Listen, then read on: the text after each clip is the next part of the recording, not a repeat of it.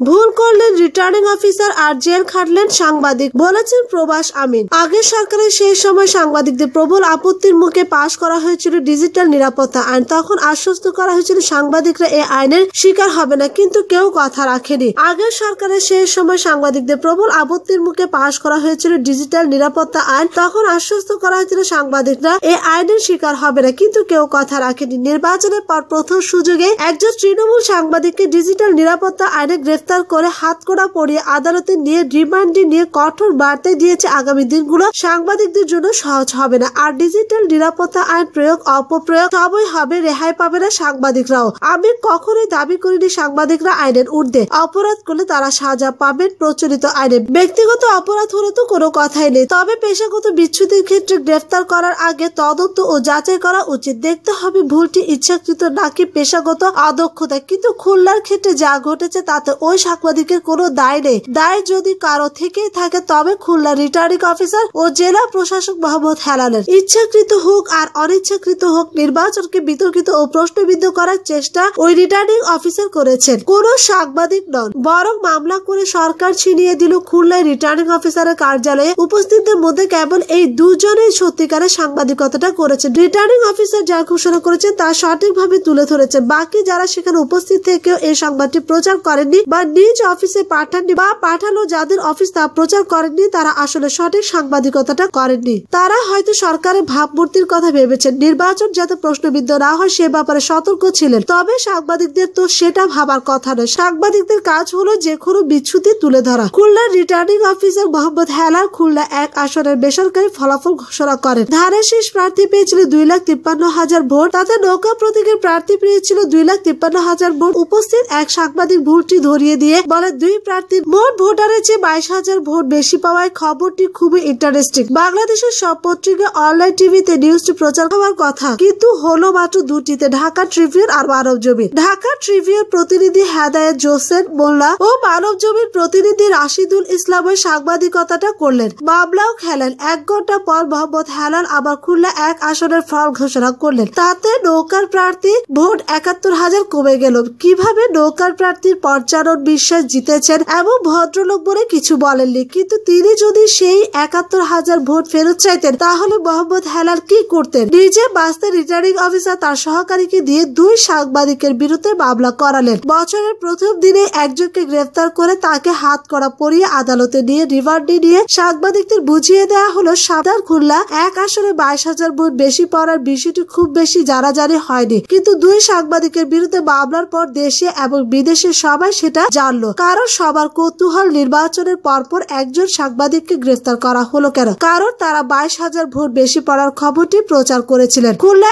1 আসনে ভুল ফল করেছেন কে? Returning officer Mohammad Helal. সাংবাদিকদের বিরুদ্ধে মামলা করে ঘটনাটি সারা বিশ্বকে জানানোর ব্যবস্থা করলো কে? সহকারী রিটার্নিং অফিসার দেবাশিস চৌধুরী। আর জেল খাটলেন সাংবাদিক, একেই বলে উদরপিণ্ডে ভুদর ঘাড়ে। হেদায়েত মোল্লা 11 দিনের জন্য জামিন পেয়েছেন বটে, কিন্তু মামলাটি এখনো আছে। অবিলম্বে 2 সাংবাদিকের বিরুদ্ধে মামলা প্রত্যাহার করে নির্বাচনকে প্রশ্নবিদ্ধ করার ষড়যন্ত্রের অভিযোগে মোহাম্মদ হেলাল ও দেবাশিস চৌধুরীর বিরুদ্ধে অর্থ তদন্ত করার দাবি জানাচ্ছি। এবার ভিন্ন প্রসঙ্গ। শ্রমিক নিহত হওয়ার ঘটনা, দেশে বিরাজমান নৈরাজ্যের প্রতিচ্ছবি। গার্মেন্টস শ্রমিকদের ন্যায্য দাবি দাওয়া নিয়ে মিছিলের সময় একজন শ্রমিক গুলিতে নিহত হওয়ার ঘটনা দেশে বিরাজমান নৈরাজ্যের প্রতিচ্ছবি বলে মন্তব্য করেছে বিএনপি মহাসচিব মির্জা ফখরুল ইসলাম আলমগীর। বুধবার গণমাধ্যমে পাঠানো এক বিবৃতিতে তিনি এই মন্তব্য করেন। বিএনপির সহ দফতর সম্পাদক মোহাম্মদ মুনির হোসেন স্বাক্ষরিত এই বিবৃতিতে বলা হয়, রাজধানীর সাভার, উত্তরা, মিরপুরে ন্যূনতম মজুরি বাস্তবায়ন সহ বিভিন্ন দাবিতে গার্মেন্টস শ্রমিকরা বিক্ষোভ করেছেন। পোশাক শ্রমিকদের চলমান আন্দোলনকে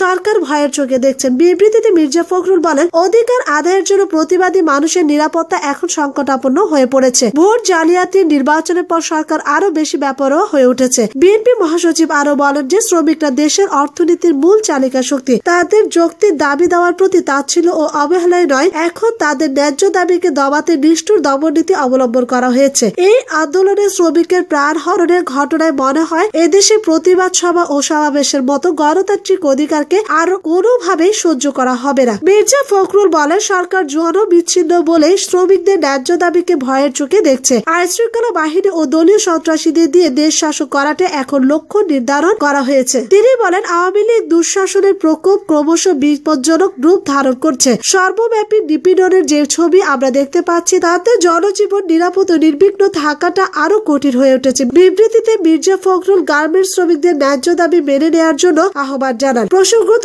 গত মঙ্গলবার সাভারে শ্রমিক আন্দোলনে পুলিশ গুলি চালালে সুমন মিয়া নামে এক পোশাক কর্মী নিহত হন।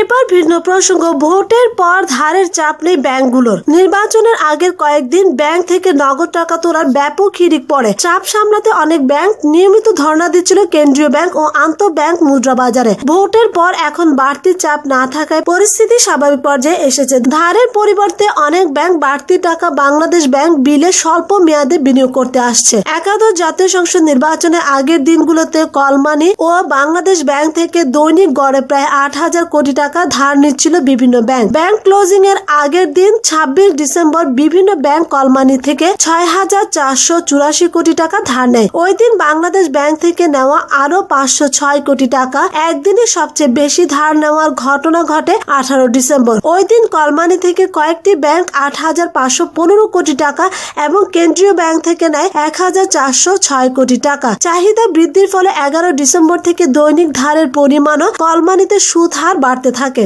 জানতে চাইলে পূবালী ব্যাংকের ব্যবস্থাপনা পরিচালক M.A. হালিম চৌধুরী সমকালকে বলেন, আগের নির্বাচনগুলোর মতো এবারও ভোটের আগে নগদ টাকার প্রবাহ বাড়ে। এতে একটা সাময়িক চাপ তৈরি হয়। এখন সে চাপ না থাকায় কলমানি ও বাংলাদেশ ব্যাংক থেকে ধার কমেছে। তবে যেসব ব্যাংকের ঋণ আমানত অনুপাত নির্ধারিত সীমার উপরে রয়েছে সেগুলো এখনো বাজার থেকে উচ্চ সুদে আমানত নিচ্ছে। তিনি বলেন, এডিআর নতুন সীমানায় নামিয়ে আনার জন্য ব্যাংকগুলোকে মার্চ পর্যন্ত সময় দিয়েছে বাংলাদেশ ব্যাংক। এখনো যেসব ব্যাংকের ঋণ নির্ধারিত সীমার উপরে রয়েছে তারা উচ্চ সুদে আমানত নিয়ে সমন্বয়ের চেষ্টা করবে। এতে সুদ হার বাড়তে পারে বলে তার ধারণা। নির্বাচনের আগে প্রায় প্রতিদিন গড়ে 8,000 কোটি টাকা ধার নিচ্ছিল বিভিন্ন ব্যাংক। এতে কলমানির সুদ হার সামান্য বেড়ে যায়। 27 ডিসেম্বর বছরের শেষ লেনদেনে কলমানির গড় সুদ হার 4.61% উঠেছিল। এর আগে 11 ডিসেম্বর কলমানির গড় সুদ হার ছিল 3.82%। ওই দিন কলমানিতে মোট 7,466 কোটি টাকা লেনদেন হয়। ভোটের পর গত রোববার 4.15% নেমেছে। ওই দিন কলমানি থেকে ধারের পরিমাণ 5,017 কোটি টাকা। বাংলাদেশ ব্যাংক থেকে 1 টাকাও ধার নিতে হয়নি। ধার নেওয়ার পরিবর্তে গত 1 জানুয়ারি বছরের প্রথম কর্মদিবসে একটি ব্যাংক 7 দিন মেয়াদি বিলে 100 কোটি টাকা রেখেছে।